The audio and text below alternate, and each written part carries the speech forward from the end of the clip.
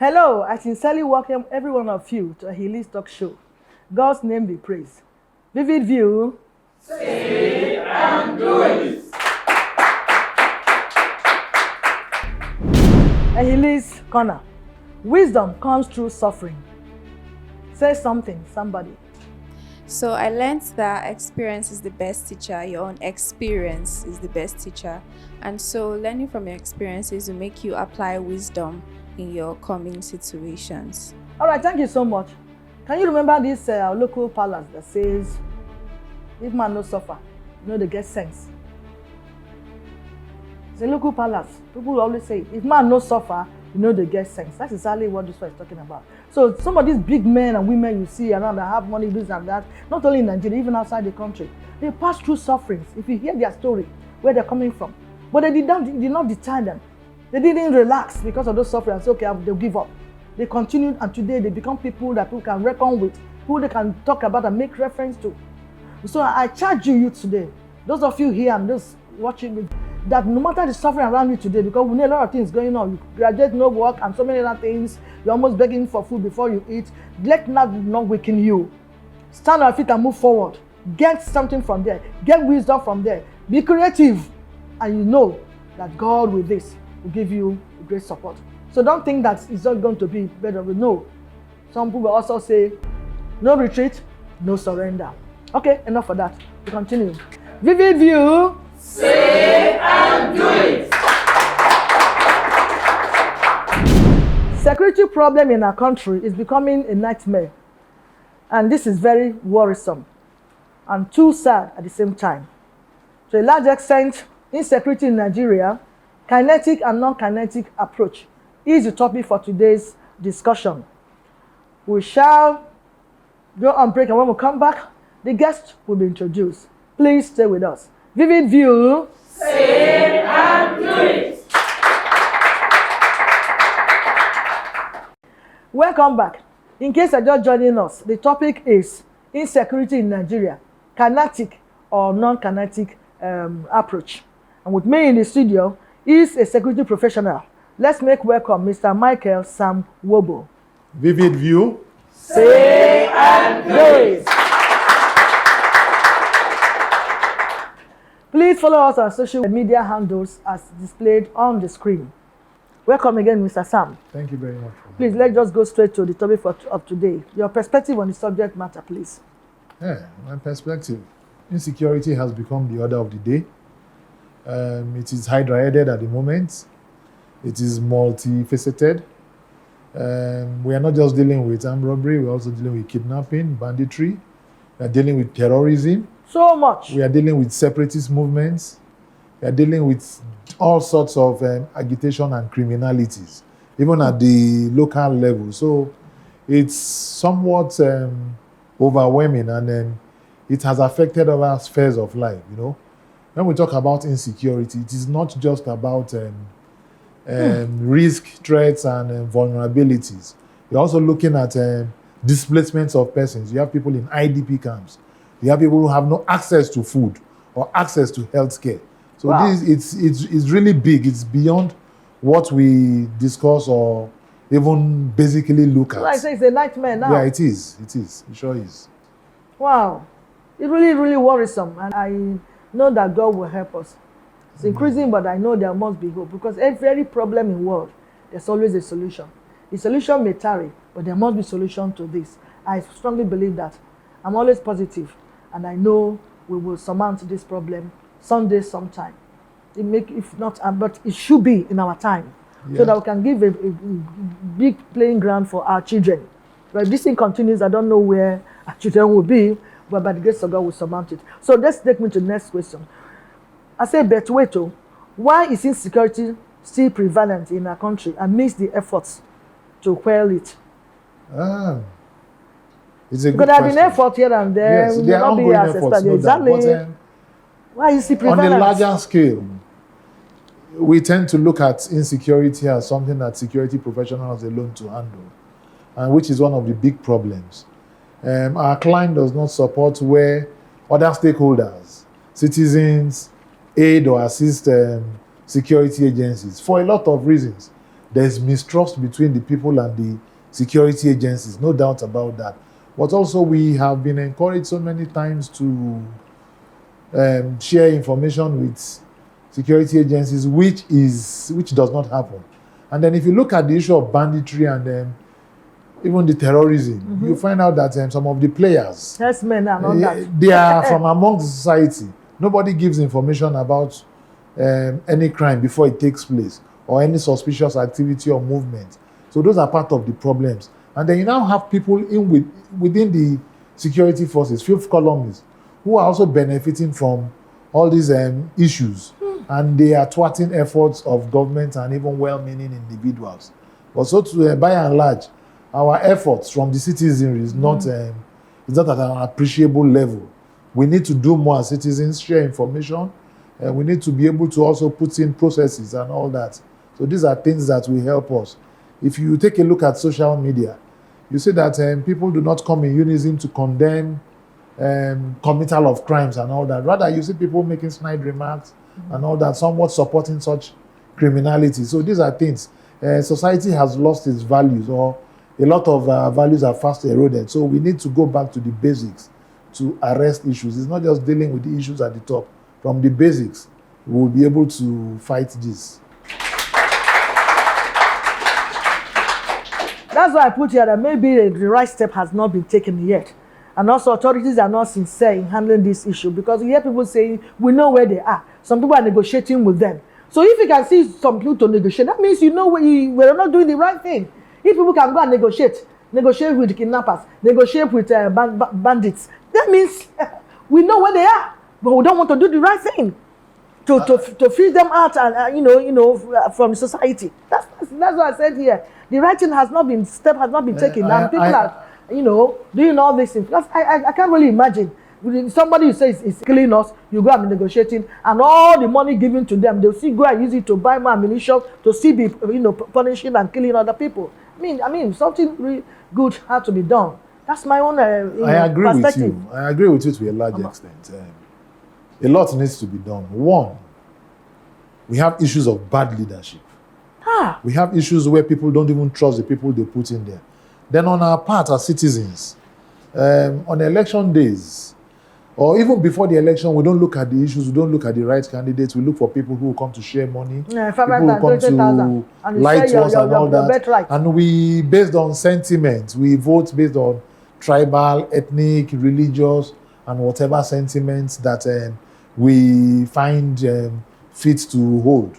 So as a result of that, we tend to vote into offices persons who do not have the right skills, knowledge, and attitude to governance. When they get there, they begin to do all sorts. Because I don't understand why negotiations with terrorists will be taking place. For me, it's really very, as a professional, I think we should just neutralize them, neutralize them. But you see, you keep seeing governments pay ransom, dilly-dallying with the issues and all those stuff. Yes, dilly-dallying with the issues based on ethnic sentiments, religious sentiments, and what have you. So it's a reflection of our society, because the leaders are taken from amongst us before they become leaders. So we are still not serious as a people. We are not very serious about our security issues or even a lot of other issues. We still dilly-dally to sentiments and things that should not be given that room we are giving it. And as far as that is concerned, we should continue going around and going round and round issues. There's maybe no way out of it because of these things you mentioned. Don't forget tribe, religion, and all. Some people are benefiting. Some of the ransom taken to these people are even the percentage is gotten off. So bad leadership is key. So the next election cycle is around the corner. We need to shine our eyes to put our votes for the right people. So it's not about sentiment. Yes, I wanted to actually mention that, especially our youths. Thank God this is a youth program. Our youths, you have the power, you have the energy to do anything. It's also you that they will go and contact to kill their opponent. They will go and contact to rig. They will contact to do so many things. It's the youth. So if youth can stand and say, no, enough is enough. We need to move forward in Nigeria. They will do the right thing because they cannot vote themselves in. The youth and women play key roles when it comes to election of this manner. Can you forget about 3,000 they'll give you? Can you forget about 5,000 they'll give you and do the right thing? Can we take a leave for what happened in those states? This last one. We saw people when people are saying, no, we don't want your money. We'll vote for who we want to vote for. Can we come out like that? Because we know these people around. We know their histories. Forget about what it is. It's even our own money supposed to share that they are sharing to you. And you're happy, clapping hands, baba, bowing down, and so many things. Oh my God. And you're selling your birthright. Youths, please shine your eyes. Let us vote in the right person that we know can lead us. All the going from one party to another party, I'm not interested in that because they are still the same. I'm not interested in a particular party for me as a person. But who will come out and I know this person is credible. This person has what it takes to rule. That's the person I cast my vote for.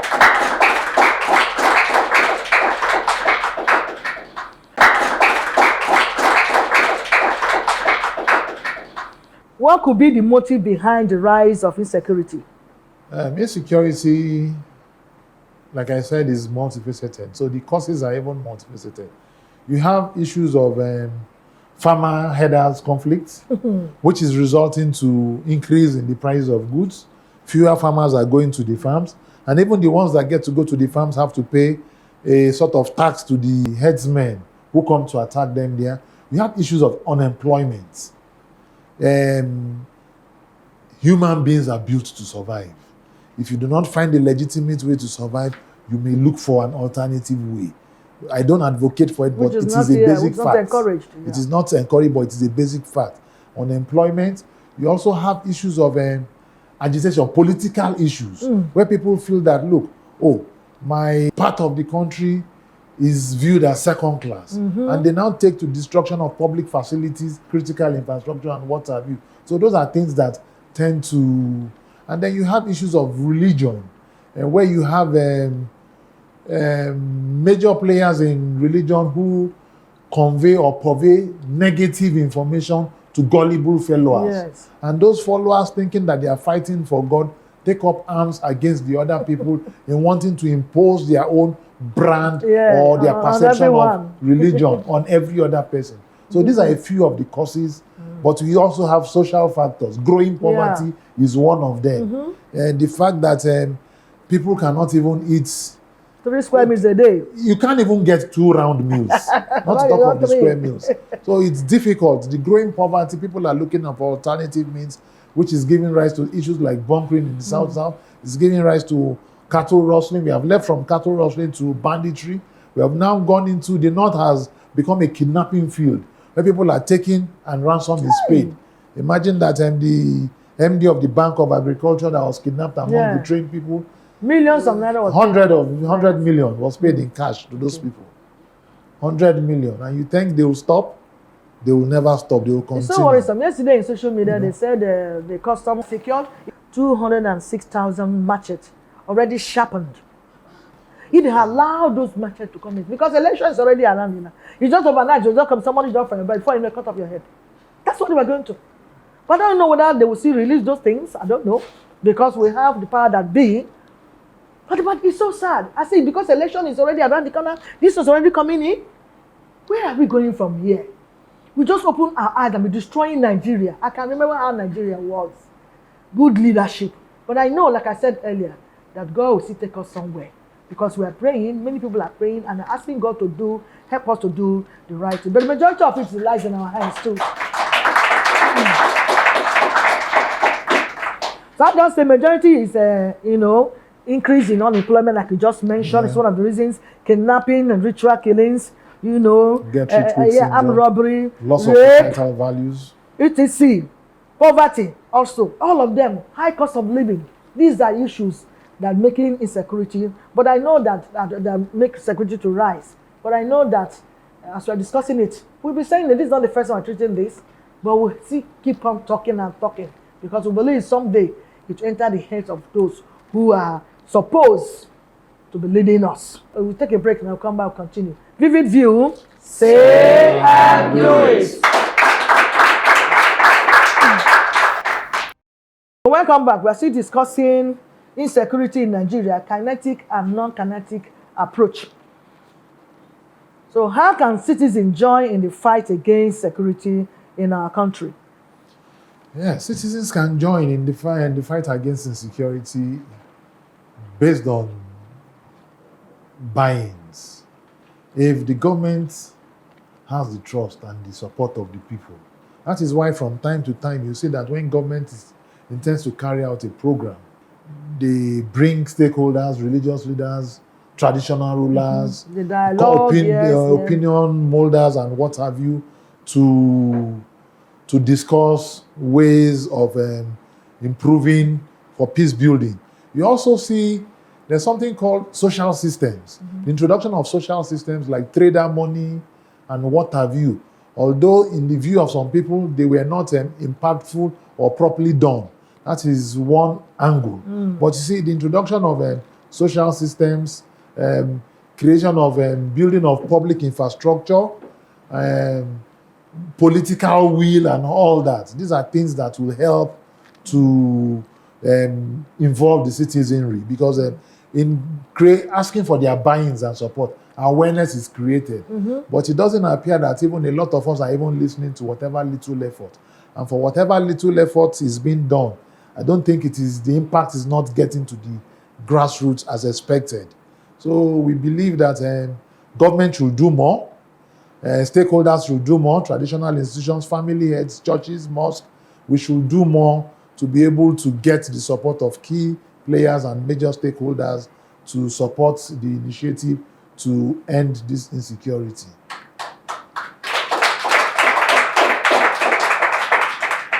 It should actually be a fight for all, as you mentioned before, information. But I think some of the things that hinder people from giving information is that if they give information, they're supposed to be anonymously done. Yeah. They will still go and say, now this person didn't give information. And those people will go after the person. Very true. So these are the things that I don't know how we're going to cure this. Because if not, many people are willing. Then these boys are around us. The ones that went to rob that bank, it was a broad daylight and they didn't mask their face. They came from a family. Some of your friends know them. I just posted and asked, those people not from a family? Don't they have friends? They are Nigerians here. They were not even masked. This last robbery they did. So we know them. But if you now go out now to think you're going to tell the police or report to all these security people, they'll go and tell them, how do you get your information? They'll mention who got first. Before you know, they'll go after the person. So this is one of the reasons I feel is why people don't always come out. But I think whether or not we should brace up and do the right thing. If whoever is going to is your brother, go and report. It may be difficult, you need to protect your own, but everybody is suffering it. And one day they will not know that you are even affected. You might also be a victim of what is happening. So that's my own take here. We will, everybody should be involved in this.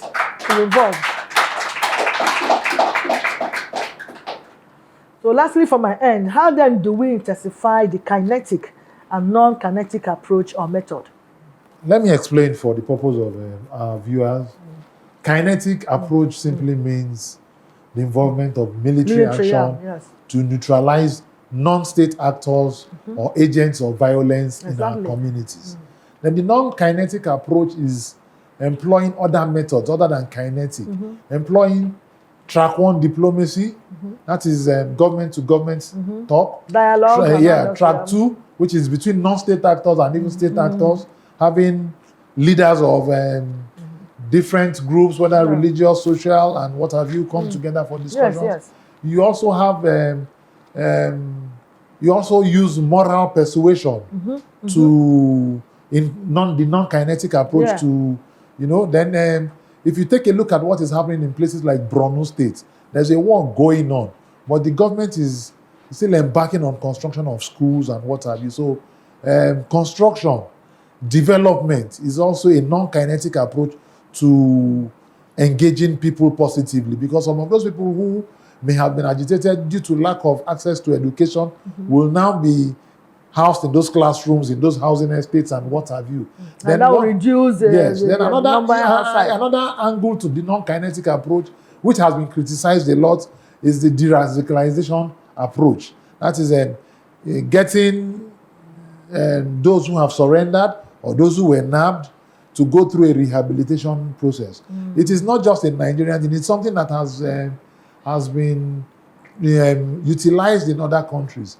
I know that... but that is different from amnesty, granting amnesty. It's somewhat different, but you see, they're all non-kinetic approaches. Exactly. Because the amnesty identifies you and then sponsors you to get a means of livelihood. and then your sins are forgiven. But in Wisdom. de-radicalization, you are made to go to serve a prison term, sort Okay. of. And then it is in the course of where you are housed, where you are in prison, that you are de-radicalized. Okay. And then by the time you're integrated back into You'll be a society, changed person. you are also provided with a means of livelihood so that you can sustain that new life that you have pledged to live.